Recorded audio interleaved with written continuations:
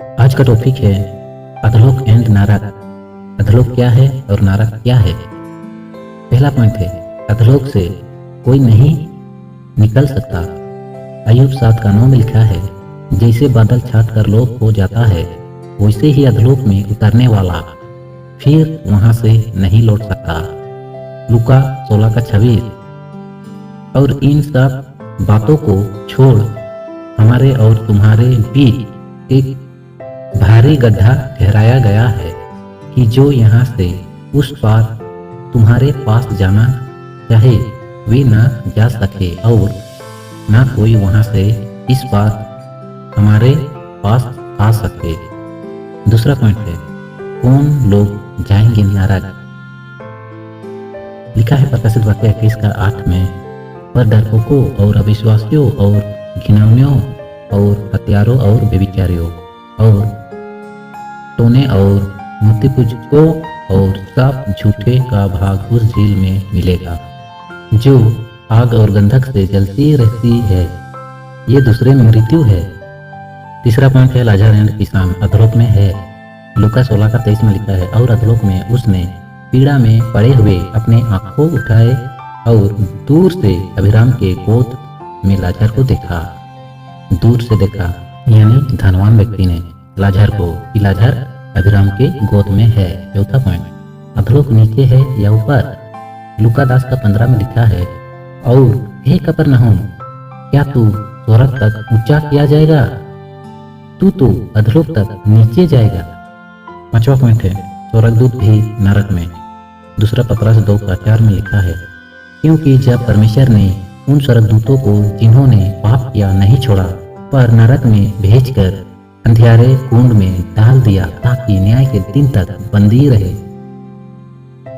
छठवां पॉइंट, क्या यीशु नरक में गया था। प्रेरित 2 का 31 में लिखा है, उसने होनहार को पहले ही से देखकर मसीह के जीव उठने के विषय में भविष्यवाणी की कि ना तो उसका प्राण अधलोक में छोड़ा गया और ना उसके देह सड़ने पाए। यानी यीशु की भविष्यवाणी पहले ही हुई कि उसका प्राण ना तो अधलोक में छोड़ा जाएगा या तो उसका देह कब्र में सड़ने पाएगा। भजन संहिता 16 का 10 में लिखा है, क्योंकि तू मेरे प्राण को अधलोक में ना छोड़ेगा, ना अपने पवित्र भक्त को सड़ने देगा। 7वें पॉइंट में लिखा है, क्योंकि तू मुझे अधलोक में ना छोड़ेगा। भजन संहिता 86 का 13वें वचन, क्योंकि तेरी करुणा मेरे ऊपर बड़ी है और तूने मुझको अधलोक के ते में जाने से बचा लिया है। यानी राजा दाऊद बोल रहा है यहाँ, तेरी करुणा मेरे ऊपर बड़ी है, तूने मुझको अधलोक के ते में जाने से बचा लिया है। 8वें पॉइंट, बहुत दिन के मरे हुए लोग भी तड़पते हैं। अय्यूब 26 का 5 में लिखा है, बहुत दिन के मरे हुए लोग भी जल निधि और उसके निवासियों के तले तड़पते हैं। अधलोक उसके सामने उघाड़ा रहता है और विनाश का स्थान ढांप नहीं सकता। 9वें पॉइंट, अधलोक और नरक अलग अलग है। प्रकाशित वाक्य में हम लोग देखेंगे 20 का 12 में लिखा है,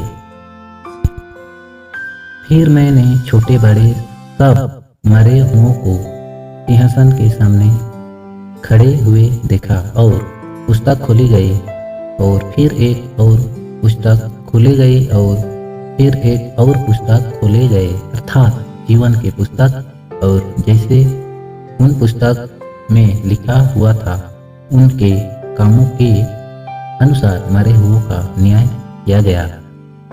और समुद्र ने उन मरे हुओं को जो उसमें थे दे दिया, और मृत्यु और अधलोक ने उन मरे हुओं को जो उनमें थे दे दिया, और उनमें से हर एक के कामों के अनुसार उनका न्याय किया गया।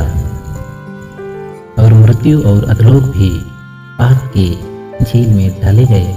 ये आग की झील तो दूसरे मृत्यु है, और जिस किसी का नाम जीवन के पुस्तक में लिखा हुआ ना मिला वो आग के झील में डाला गया।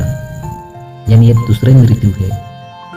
जो कोई अधलोक में अभी है यानी दूसरे मृत्यु जब न्याय होगा उस टाइम में फिर से वे लोग जी उठेंगे और उस न्याय के लिए तैयार रहेंगे।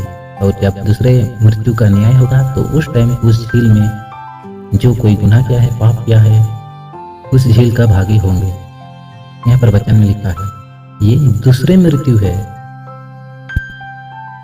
और मृत्यु और अधलोक भी आग के झील में डाले गए, यानी अधलोक में भी जो लोग है वे भी उस झील में डाले जाएंगे।